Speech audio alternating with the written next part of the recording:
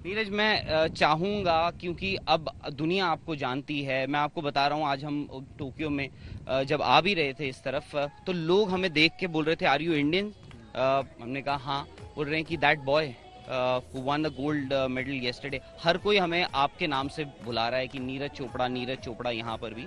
तो मैं आपसे ये पूछ रहा हूँ, क्योंकि अब आप एक रोल मॉडल बने हैं और बहुत लोग आपको देख रहे हैं। अपनी थोड़ी जर्नी बताइए, क्योंकि ये बाय फ्लूक, बाय डिफॉल्ट गलती से शुरू हो गया ये जैवलिन थ्रो? जी बिल्कुल, गलती से ही हुआ क्योंकि पहले से दिमाग में नहीं था। क्योंकि अगर कोई फैमिली से स्पोर्ट्स में हो या फिर गांव से कोई हो तो थोड़ा एक इंटरेस्ट रहता है स्पोर्ट्स में। लेकिन मेरी फैमिली से भी कोई नहीं था और गांव में भी ऐसा कोई इंटरेस्ट नहीं था स्पोर्ट्स में किसी का। तो बस ऐसे फिटनेस के लिए गए थे, लेकिन वहीं पे ऐसे शुरू हो गया। तो बड़ी सिंपल शुरुआत थी, कोई ऐसा नहीं था कि बहुत ज़्यादा कुछ सोच समझ के मैंने जेवलिन शुरू किया। बस स्टेडियम में गया था फिटनेस करने के लिए, लेकिन वहाँ पे मैंने जेवलिन थ्रो करते हुए देखा मेरे सीनियर्स को और फिर मैंने शुरू कर दिया। लेकिन हाँ, ये ज़रूर है कि जब जिस दिन से मैंने शुरू किया, अपना पूरा मन से और लगन से मैंने उसके लिए मेहनत की। गांव से बार बार स्टेडियम में आना पड़ता था, वापस जाना पड़ता कैसे था। आते थे? मैं बस पकड़ के आता था, कई बार लिफ्ट वगैरह कितना लेता था। कितना किलोमीटर? 15-16 किलोमीटर दूर था मेरे गांव से। तो आप रोज जाते थे? हाँ और जी, रोज रोज वापस जाता आते था, थे? रोज आता था। और थोड़ा सा मुश्किल होता है कई बार, क्योंकि बस का टाइमिंग वगैरह सेट नहीं बैठ पाता था। कई बार मेरी बिल्कुल आंखों के सामने बस निकल जाती थी, तो फिर वेट करना पड़ता, कम से कम याद आया 1 घंटा।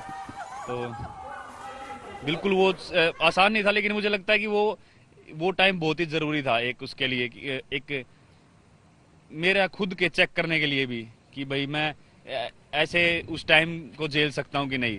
तो तब बिल्कुल वो ज्यादा उस टाइम दिमाग में इतना प्रॉब्लम नहीं आती थी कि यार मैं कितना तंग हो रहा हूँ और मैं टाइम पे बस नहीं पकड़ पा रहा हूँ। क्योंकि अगर अब मुझे लगे कि हाँ मेरे सामने से बिल्कुल बस निकल गया, तो ऐसे फील होगा कि यार कुछ तो गलत हो गया है। लेकिन उस टाइम पे मैं उधर ही बैठ जाता था, लेकिन मन में होता था कि स्टेडियम में जरूर जाना है और ट्रेनिंग जरूर करनी है। नीरज, सही, मैं एक्चुअली, मेरा सवाल यही था, क्योंकि आम जिंदगी में, नौकरियों में भी लोग, चाहे कोई भी प्रोफेशनल लाइफ हो, स्पोर्ट्स पर्सन हो, या कभी कभी लगता है, क्योंकि जैवलिन थ्रो ऐसा स्पोर्ट ही नहीं है जो इंडिया में अब तक, एटलीस्ट आपसे पहले, जो लोगों ने सोचा हो कि यार इससे करियर बन जाता है। तो आपको कभी लगा, जब वो बस पकड़ने जा रहे हैं, रोज एक ही काम कर रहे हैं, रोज जैवलिन थ्रो, कि यार मैं कर क्या रहा हूँ? कभी ऐसी फीलिंग आई बचपन में या शुरुआती दौर में?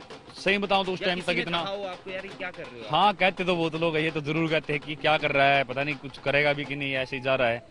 लेकिन ऐसा मैं मेरे दिमाग में कभी नहीं आया कि यार, क्योंकि मैंने बहुत ऊपर का भी नहीं सोचा था कि मैं इस इतने लेवल तक जाऊंगा और मेडल जीतूंगा। बस एक सिंपल सा काम था डेली का, कि मेरा ये काम था, मुझे जाना है और अपना 100% अपना पूरा फोकस करके ट्रेनिंग करके वापस आ जाना है। एक सिंपल सा काम था और वो मैं करता गया और उसकी वजह से ही आज यहाँ तक पहुँच गया हूँ। मैं आपको ऑनेस्टली एक बात एडमिट करता हूँ, जब आप यहाँ पहुँचे नहीं थे, क्योंकि बात चल रही थी कि आपको एक कंटेंडर माना जा रहा था, सब मान रहे थे, मैं भी मान रहा था, पर मुझे यकीन नहीं था कि नीरज चोपड़ा मेडल, यकीन मतलब मुझे लग रहा था आपका मेडल आ सकता है, आएगा ही आएगा, वो अलग बात होती है, आ सकता है, और मैं थोड़ा बहुत कॉन्फिडेंट था। बट जब क्वालिफाइंग राउंड में आपने ऐसा किया और बाकी के जो सीजन जो लीडर्स थे वो बाहर चले गए, हमने कहा जी मेडल तो आपका आ रहा है, पर गोल्ड की उम्मीद, मैं आपको ये बात एडमिट कर रहा हूं कि गोल्ड की उम्मीद मुझे बहुत कम थी। पर आपको थी उम्मीद? जब आप सुबह उठे 7 तारीख को, सुबह उठ के आपको क्या गोल्ड मेडल दिख रहा था? देखो, उस क्वालिफिकेशन राउंड के बाद तो काफी एक हौसला बढ़ा था, क्योंकि वो बहुत ही एक आराम से थ्रो की हुई थी और बहुत परफेक्ट थ्रो थी और एक अच्छा डिस्टेंस था। तो ऐसा लग रहा था कि हाँ फाइनल में कुछ अच्छा होने वाला है, शायद मैं अपना पर्सनल बेस्ट भी कर सकता हूँ। पर सच में तो मैं भी बताऊं तो ऐसे गोल्ड का तो नहीं था, लेकिन मैं एक चीज़ जरूर मानता हूँ कि यहाँ पे ओलंपिक लेवल पे आके कोई वर्ल्ड रैंकिंग या ऐसा कोई मैटर नहीं करता, क्योंकि यहाँ पे बिल्कुल। दिन पे बात होती है, किसका दिन है, किस दिन किसकी बॉडी चलती है, और उसी को मैं मानता हूँ और अब तो पक्का मान गया हूँ।